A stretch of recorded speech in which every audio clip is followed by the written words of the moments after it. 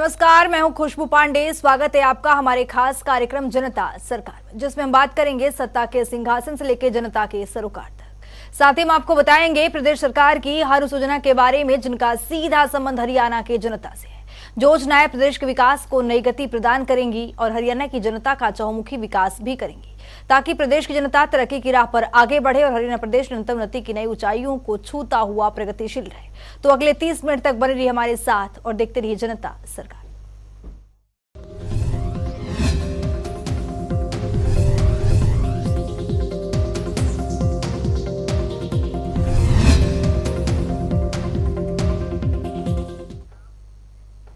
हरियाणा के मुख्यमंत्री मनोहर लाल के नेतृत्व में आज से 9 वर्ष पहले व्यवस्था परिवर्तन कर प्रदेश के समावेशी विकास की जो परिकल्पना की गई थी, उसके आज बेहतर परिणाम सामने आ रहे हैं, जिसको लेकर मुख्यमंत्री मनोहर लाल ने अपने 9 सालों के कार्यकाल पर प्रेस कॉन्फ्रेंस कर उपलब्धियां गिनवाई है। इस रिपोर्ट के जरिए देखिए।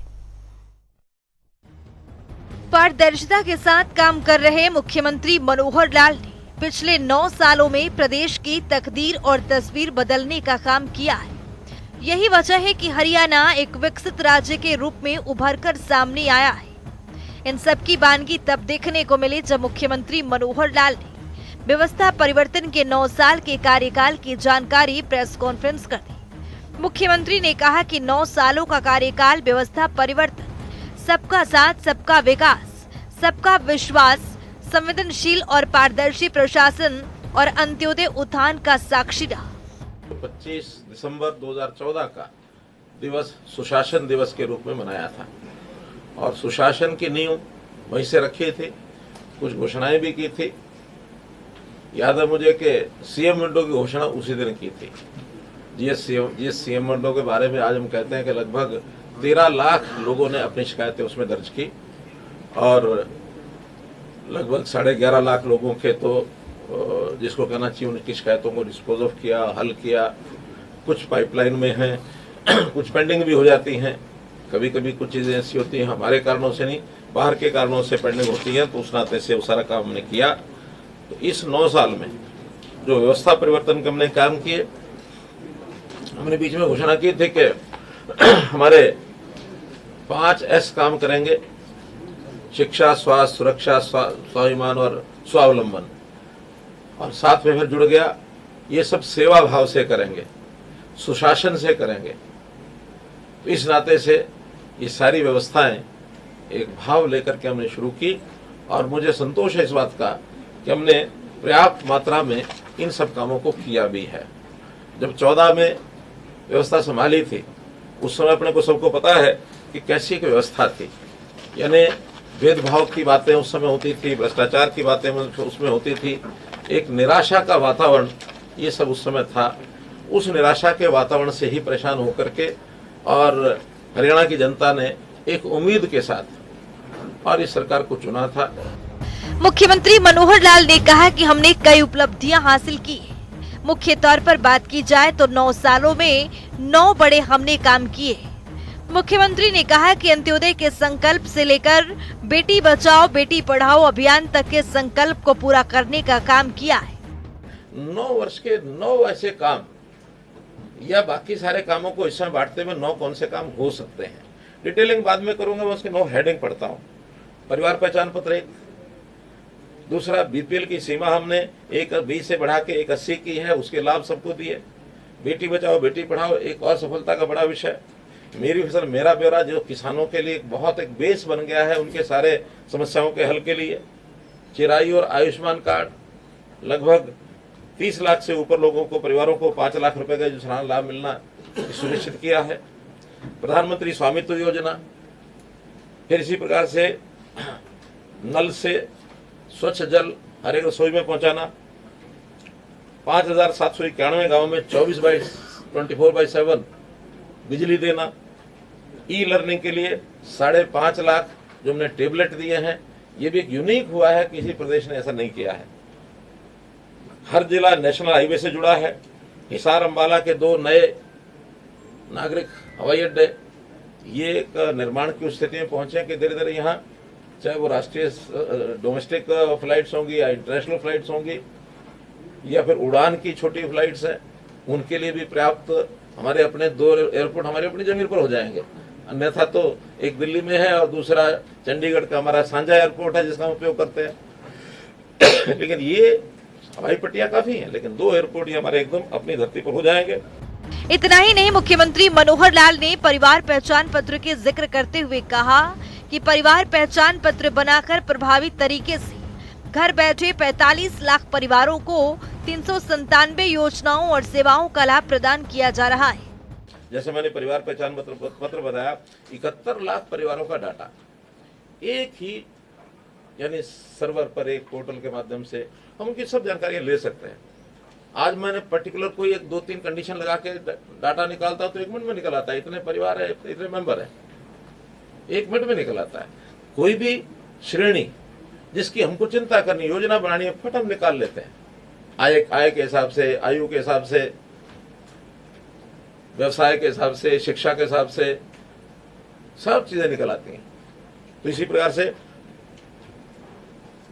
जो योजनाएं और सेवाएं मैंने बताई हैं इसमें सरल पोर्टल में, उसमें से कुछ तो ऐसी हैं जो व्यक्तिगत काम से जुड़ी हैं या परिवार के काम से जुड़ी हैं, कुछ अन्य सेवाएं होती हैं डिपार्टमेंट्स की हैं। तो डिपार्टमेंट्स के अगर निकाल दी जाए तो व्यक्ति से जुड़ी और परिवार से जुड़ी भी 397 सेवाएं हैं और 45 लाख परिवारों ने इसका लाभ उठाया अभी तक। तो इस प्रकार से प्राय हर परिवार उसमें जो जरूरत होती है वो हमारे परिवार पहचान पत्र में जाकर के लाभ उठाता है। ये जो प्रोएक्टिव होकर के old age pension 1,40,000 old age pension हमने प्रोएक्टिव बना करके उनके घर में भेजी है। अगर ये सिस्टम नहीं होता तो शायद वो भी धक्के खाते, वही दरखास्त और लेकर के दस्तावेज बनाते हैं दफ्तरों के चक्कर। लेकिन हमने कहा कि हमारे पास एक सिस्टम बना है, अब आपको जाने की जरूरत नहीं, हम आपको घर बैठे ऐसे ही 14,000 दिव्यांगजन जिनको पेंशन नहीं मिल रही थी उनके भी अब दिव्यांगजनों के सर्टिफिकेट अब अपने आप बन जाते हैं, वरना इनको सर्टिफिकेट बनाने में बड़ी कठिनाई आती थी। इसी के माध्यम से जैसे किसी को अपना ये पिछड़ा वर्ग का कोई भी सर्टिफिकेट चाहिए वो उसको अपने आप मिलता है, जातीय प्रमाण पत्र, आय प्रमाण पत्र उसी में से मिलता है। ऐसे बहुत से ऐसे काम हैं जिनको गिनाया जा सकता है।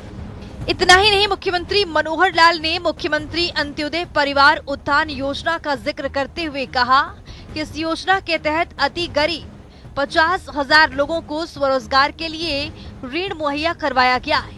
आयुष्मान भारत चिरायु योजना के तहत 46 लाख आयुष्मान चिरायु कार्ड बनाए गए हैं। निरोगी हरियाणा योजना के तहत 32 लाख व्यक्तियों को निशुल्क टेस्ट किए गए हैं। जो वंचित परिवार हैं उनको जो सारी योजनाएं, मुख्यमंत्री अंत्योदय परिवार उत्थान योजना में 7 लाख परिवार ऐसे हैं जिनको कोई ना कोई रोजगार चाहिए। एक व्यक्ति को रोजगार चाहिए, किसी में 2 करने वाले होंगे और गरीब हैं, तो उनको शायद उस लेवल के वो नहीं है कि सरकारी नौकरी प्राप्त कर सकें, वरना तो नौकरी तो सबके लिए खुली ले ही लेते। अब उनको कोई स्किलिंग करा करके और उनको लोन दिलाया जाए, कोई अपना छोटा काम करें, उद्योग करें या कहीं प्राइवेट नौकरी में जा सकते हैं उसमें खपाएं। तो इस प्रकार के इस योजना के अंतर्गत हमने उनको जब सहायता करनी शुरू की, 1 लाख का टारगेट रखा था, आपको पता 50,000 से ऊपर लोगों को ये लोन मिल चुका है और बाकी सैंक्शन हुआ, उनको जब मिल जाएगा उसकी जानकारी आपको देंगे। 50,000 लोगों को तो ऋण जो है डिस्बर्स हो गया। आयुष्मान भारत के साथ हमने योजना जोड़ी थी अपनी चिरायु हरियाणा, जो 15.5 लाख की बजाय और ये है हमारी 38 लाख 38.5 लाख को लाभ मिलेगा। एक नई जो बात की है कि 3 लाख तक, 1.80 से 3 तक भी उसका 50% जो प्रीमियम बनता है वो उससे लिया जाएगा 1,500 रुपया। इसमें भी लोग जो हैं वो काफ़ी बड़ी मात्रा में आ रहे हैं और बहुत जल्दी उनको ये शुरू हो जाएगा। दयालु योजना यानी गरीब परिवार में किसी व्यक्ति की डेथ होती है जो 6 वर्ष से ऊपर का है, उनको एज के हिसाब से भी हमने कुछ राशि देनी शुरू किया। ये भी कहीं आज तक योजना शुरू नहीं हुई, लेकिन एक गरीब परिवार का कमाने वाला चला जाए तो उसको 5 लाख रुपए हम देते हैं, ताकि परिवार का कोई व्यवस्था, कोई छोटा मोटा काम कर लेंगे, कोई बैंक में जमा करा लेंगे तो भी कुछ न कुछ मंथली उसका इंटरेस्ट भी आ सकता है, या जैसी योजना बनाएंगे वो हमने देना शुरू किया है। मुख्यमंत्री मनोहर लाल ने कहा कि हमने सुशासन की नई पहलों से प्रदेश के नागरिकों में ये विश्वास पैदा किया है कि सरकार उनकी है और वे सरकार के हैं। हमने डीबीटी का उपयोग कर 141 योजनाओं के 36,75,000 नकली और दोहरे लाभार्थियों को हटाया गया है, जिससे 1,182.23 करोड़ रुपए की बचत हुई है। व्यवस्था परिवर्तन के जितने काम किए हैं उसके अंदर आपको पता ही है कि जैसे हमने अंत्योदय सरल पोर्टल बनाया, हर गरीब आदमी के लिए योजना हमारे उस पोर्टल पर जाकर के ले सकते हैं। 54 विभागों की 675 योजनाएं और सेवाएं ये ऑनलाइन कर दी कि किसी को दफ्तर के चक्कर ना काटने पड़े, किसी को छोटे से काम के लिए, छोटे छोटे काम के लिए भी चंडीगढ़ भागते थे। हमने ऑनलाइन ट्रांसफर पॉलिसी बनाई, आज कर्मचारी खुश है उससे, उहापोह नहीं होती है। तो इस नाते से डीबीटी की जो योजना है, यानी जितने प्रकार का लाभ समाज को मिलना चाहिए, बिचौलिए जो थे वो ही उसमें आड़े आते थे। जितना पैसा रिलीज होता था उसका बहुत बड़ा प्रतिशत जो है बीच में गायब हो जाता था। हमने डीबीटी की सारी योजनाएं बनाई, किसानों के लिए जो उनको पैसा दिया शायद 80,000 करोड़ रुपए के लगभग हमने किसानों को सीधा उनके खातों में डाला है। और भी जो सेवाएं हैं, चाहे स्कॉलरशिप्स हैं, चाहे अन्य प्रकार की उनको सुविधाएं हैं, उसका रियल टाइम जो उसको पैसा मिलना चाहिए, ऐसे 36 लाख जो इस प्रकार के लोग थे जिनके खातों को हमने ठीक किया है और जिसके कारण से पात्र लोगों को वो चीजें पहुंची हैं। और 1182 करोड़ रुपया जो कहीं ना कहीं शायद गायब हो जाता, वो उसमें से बचत हुई है कि वो तुलना हर पिछले साल के आंकड़ों से होती है। तो बहुत चीज़ों में, चाहे वो स्कॉलरशिप है, चाहे वो पेंशन है, ओल्ड एज पेंशन में देखिए कि लोग बच जाते थे, मरे हुए लोगों की पेंशन जारी हो जाती थी, उनकी लिखी जाती थी, लोग जेब में डाल लेते थे। तो एक प्रकार का जो आईटी के कारण से, एक टेक्नोलॉजी के कारण से हमने इस व्यवस्था का परिवर्तन किया। हम जड़ों से भी जुड़े हैं और हमने आधुनिकता के आधार पर टेक्नोलॉजी का सहारा लेकर के आज भी सारे काम किए हैं। तो इस प्रकार से व्यवस्था परिवर्तन का हमने काम किया है। इतना ही नहीं, मुख्यमंत्री मनोहर लाल ने ये भी कहा कि बीज से बाजार तक किसानों के साथ हरियाणा सरकार खड़ी है। मैं स्वयं किसान परिवार से है, इसीलिए किसानों को समस्याओं को भली भांति समझते हैं। वर्तमान राज्य सरकार ने प्राकृतिक मार पड़ने से फसल नष्ट होने पर किसानों को मिलने वाले मुआवजे की दरों में वृद्धि की है। मेरी फसल मेरा ब्यौरा में 12 लाख किसानों के खाते में 85,000 करोड़ रुपया ये सीधा हमने डायरेक्ट डाला है। हर एक एकड़ की फसल की और एंट्री होती है, वरना पता ही नहीं होता था। प्लानिंग में यानी रेवेन्यू डिपार्टमेंट के आंकड़े कुछ और होते थे, एग्रीकल्चर के कुछ और होते थे, इरिगेशन के कुछ और होते थे, फसल के आंकड़े ही मिलते नहीं थे। ये जब से ऑनलाइन हुआ शायद 3 साल हो गए। तो इन 3 सालों में 85,000 करोड़ रुपया हमने उनके खातों में डायरेक्ट डाला है। जो पहले आड़तियों के इधर के उधर के माध्यम से जाता था, तो अब किसान कभी अपने आप को पहले लखपति नहीं समझता था, आज ये डालने के बाद करोड़पति हो गए, अपने मन से खर्च करते हैं। तो इनकम को बढ़ाने का एक बड़ा कारगर उपाय ये किसानों के लिए हमने किया है। प्राकृतिक आपदा 2013 में जो सिर्फ 6,000 रुपए थी और 13 के नवंबर इन्होंने 10,000 घोषणा की थी, लेकिन उसके बाद कोई एक पैसा दिया नहीं था। हमने आते ही उसको 10,000 का 12,000 किया था, बाद में 15,000 किया। यानी जो 6,013 में था आज वो 15,000 रुपया है। और उसके साथ साथ जो प्रधानमंत्री फसल बीमा योजना ये भी उसके बाद शुरू हुई, उसमें तो जो प्रीमियम भर के अपना कोई नुकसान का यानी मुआवजा लेता है उसको पर्याप्त मात्रा में मिलता है, 20,000, 25,000, 30,000, 40,000 तक भी मिल जाता है। वो डिपेंड करता है कि पूरे एरिया में कैसा नुकसान हुआ, क्या फसल है और उस क्रॉप कटिंग में किस प्रकार से उसको मिलता है। यानी 15,000 तो न्यूनतम देते ही देते हैं। तो बहुत बड़ा एक लाभ उनको मिला है। अभी तक इस 9 साल में हम इस मुआवजे में 11,000 करोड़ रुपया किसानों के खाते में डाल चुके हैं, 11,000 करोड़ रुपया, जबकि पिछली सरकार ने कुल मिलाकर के अपने 10 साल में 1158 करोड़ रुपए डाले थे। We are 10 times. मुख्यमंत्री मनोहर लाल ने कहा कि हमारी सरकार ने स्थानीय निकायों को स्वावलंबी बनाने के साथ साथ संस्थागत शहरी विकास पर अधिक जोर दिया है। हमने मेयर या अध्यक्ष का सीधे चुनाव का प्रावधान लागू किया है। उन्होंने कहा कि अक्टूबर 2014 तक प्रदेश में 874 अनाधिकृत कॉलोनियां नियमित की गई थी। जनता टीवी के लिए चंडीगढ़ से पवन सिवर की रिपोर्ट। मुख्यमंत्री मनोहर लाल ने प्रेस कॉन्फ्रेंस के दौरान कई बड़ी घोषणाएं की हैं। मुख्यमंत्री ने दीपावली का तोहफा देते हुए नगर निगम, नगर परिषद और समितियों के मेयर, अध्यक्ष सहित सदस्यों के मानदेय में बेमिसाल यहां पर बढ़ोतरी की है। इस रिपोर्ट के जरिए देखिए। हरियाणा के मुखिया मनोहर लाल त्योहारों के मौके पर प्रदेशवासियों को बड़ा तोहफा देते रहते हैं। इन सब की वानगी तब देखने को मिली जब मुख्यमंत्री मनोहर लाल ने दीपावली त्योहार के शुभ अवसर से पहले बड़ा तोहफा देते हुए नगर निगम, नगर परिषद और समितियों के मेयर और अध्यक्ष सहित सदस्यों के मानदेय में उल्लेखनीय बढ़ोतरी की घोषणा की। मुख्यमंत्री ने कहा कि बढ़ा हुआ मानदेय 1 अक्टूबर 2023 से दिया जाएगा। हमारे जो स्थानीय निकाय हैं, इसमें ग्रामीण क्षेत्र के और शहरी निकाय के पिछले दिनों में उनके साथ मीटिंग हुई थी, तो उन्होंने डिमांड रखी थी अपने कुछ मानदेय बढ़ाने के लिए। तो मानदेय का इस प्रकार से है कि जो जिला परिषद है, वो जिला परिषद में अभी तक उनको मानदेय मिलता है 10,000 रुपये महीना, और अब उनका अगले महीने से 1 नवंबर से ही ना सर 1 अक्टूबर से तो उनकी मीटिंग अक्टूबर में हो गई थी, उनको आश्वासन दे दिया था। ठीक है, 1 महीना और बढ़ गया इसमें, तो 1 अक्टूबर से 10,000 पहले था, अब इसको 20,000 रुपया कर रहे हैं महीने का, 20 डबल। वाइस प्रेसिडेंट 7.5 से 15, मेंबर 3 से 6, यानी लगभग एकदम डबल। पंचायत समिति 7.5 से 15, यानी जो चेयरपर्सन है, वाइस चेयरपर्सन 3.5 से 7, मेंबर 1600 से 3,000। इस प्रकार से इनका ये सरपंच और पंच का हमने पहले मई में बढ़ा दिया था। ऐसे ही म्यूनिसिपल कॉर्पोरेशन मेयर, इनको पहले मिलता था 20,500, अब इनको मिलेगा 30,000। सीनियर डिप्टी मेयर 16,500 से 25,000, डिप्टी मेयर 13,000 से 20,000, काउंसलर 10.5 से 15,000, ये कॉर्पोरेशन में। देन म्यूनिसिपल काउंसिल प्रेसिडेंट 10.5 से 18, वाइस प्रेसिडेंट 7.5 से 12, काउंसलर 7.5 से 12। देन म्यूनिसिपल कमेटी प्रेसिडेंट 6.5 से 10, वाइस प्रेसिडेंट 4.5 से 8, काउंसलर 4.5 से 8।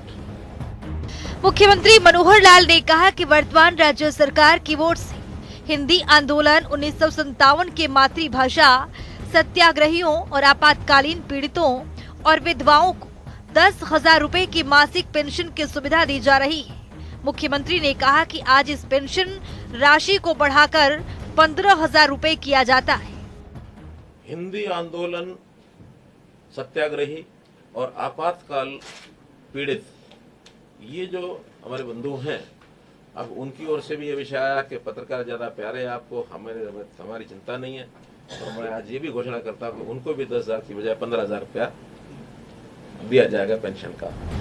मुख्यमंत्री ने सरकारी कर्मचारियों को दिवाली का तोहफा देते हुए सरकारी कर्मचारियों के डीए में 4% की बढ़ोतरी की घोषणा की।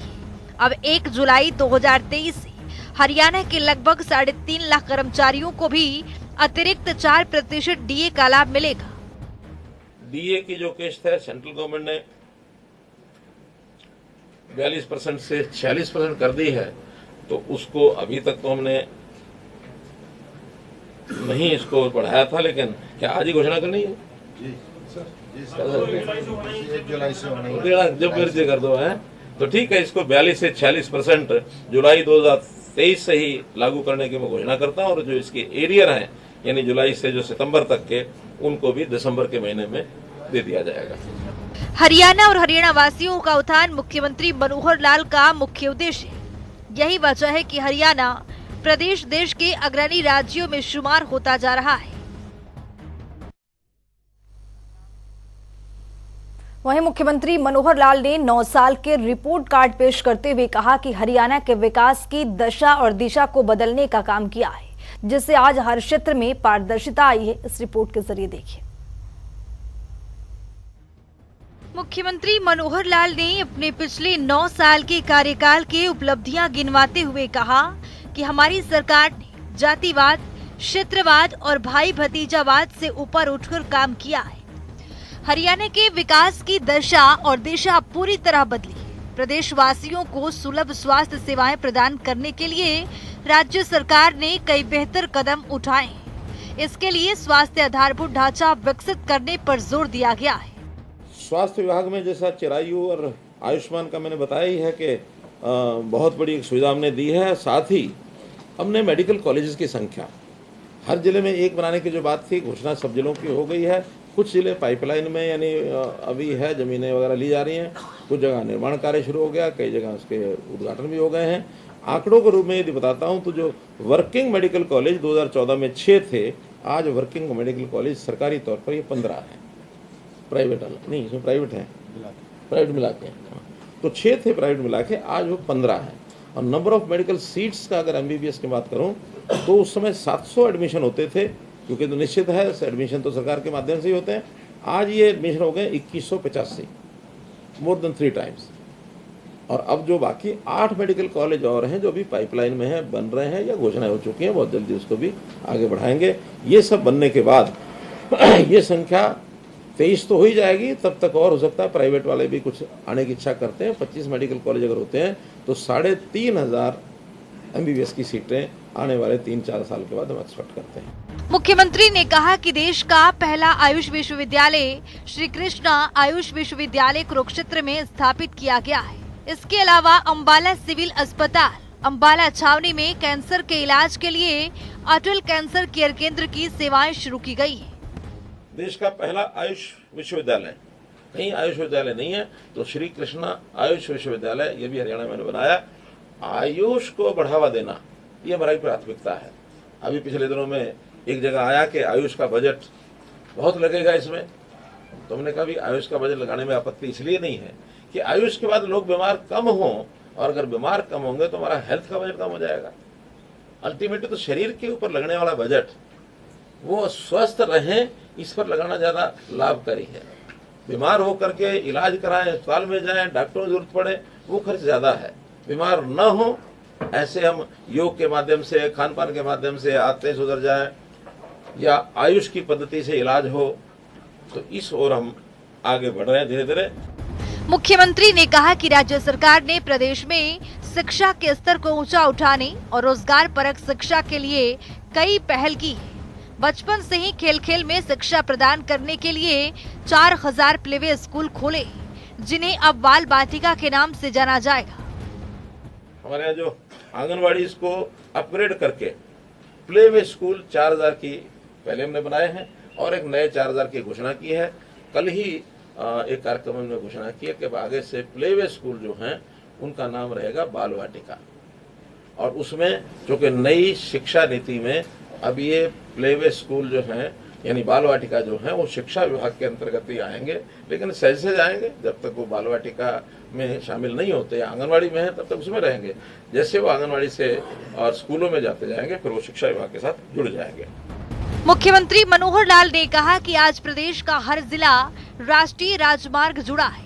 वर्तमान में 8 राजमार्गों का कार्य पूर्ण और 12 का प्रगति पर है। दिल्ली के चारों तरफ यातायात को सुगम करने के लिए कुंडली मानेसर पलवल और कुंडली गाजियाबाद पलवल एक्सप्रेसवे बनाएं और उन पर यातायात सुगमता से जारी है। हर जिला जो है एक दूसरे से नेशनल हाईवे से जुड़ा हुआ है, ये तो है ही है। साथ में जो बड़े बड़े प्रोजेक्ट 152D, अब ये दक्षिण हरियाणा के लिए इतनी एक देन है कि जो यहाँ से जो 6, 7, 8 घंटे लगते थे, अब मुझे लगता है कि अम्बाला से शायद 4 घंटे में नारनौल पहुंच सकते हैं। तो इसका एक बहुत बड़ा KMP अपने आप में, यानी दिल्ली के अंदर जो लोग फंस जाते थे, जिनको गुड़गांव, फरीदाबाद या पलवल जाना होता था, उनके लिए इट्स अ बून। मुख्यमंत्री मनोहर लाल ने कहा कि हमने मिशन मेरिट शुरू किया और पारदर्शिता के आधार पर 1,10,000 युवाओं को सरकारी नौकरियां दी है और 60,000 नौकरियां और देने की तैयारी है। भर्ती प्रक्रिया को निष्पक्ष एवं पारदर्शी बनाने के लिए सरकार ने ग्रुप C और D की भर्तियों में साक्षात्कार समाप्त करने का काम किया है। निष्पक्ष और पारदर्शी भर्ती, इसकी कहानी किसी को बताने की जरूरत नहीं है कि कैसे कैसे भर्तियां पहले होती थी। आज मैं ये कह सकता हूँ कि 10 साल में 1/3 हमारा जो टोटल अमला है कर्मचारियों का, 1/3 रिप्लेस हो चुका है इन 10 सालों में, 1,10,000। और अगले 5 साल में अभी तो 10 साल में किया है, अगले 5 साल में 1/3 और भी कर देंगे। बल्कि वैसे तो इसी साल में एक 60,000 के आसपास नए लोग आएंगे, तो फिर ये 60,000 आने के बाद तो लगभग आधा ही हो जाएगा, 1/3 भी हो जाएगा। तो ये बहुत बड़ा परिवर्तन आपको वर्किंग सिस्टम में, सरकारी सिस्टम में देखने को मिल भी रहा है और आगे मिलेगा। इतना ही नहीं, मुख्यमंत्री ने कहा कि सरकार ने जहां युवाओं, महिलाओं, किसानों के लिए अनेक कल्याणकारी योजनाओं को लागू किया है, तो वहीं सैनिक और अर्धसैनिक कल्याण पर भी विशेष ध्यान देने का काम किया है, जिससे लोगों में उत्साह भरा है। जनता टीवी के लिए चंडीगढ़ से पवन सिवर की रिपोर्ट। तो चलिए अब जान लेते हैं आज के सवाल में क्या कुछ।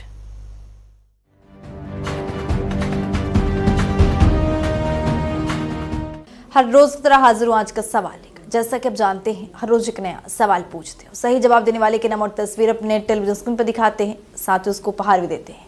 तो चलिए अब नजर डालते हैं आज के सवाल पर। हरियाणा में श्रम युवा योजना कौन से साल में लागू किया गया था? ए साल 2018, बी साल 2016, सी साल 2014, डी साल 2019। तो दीजिए सही जवाब और बनिए विजेता।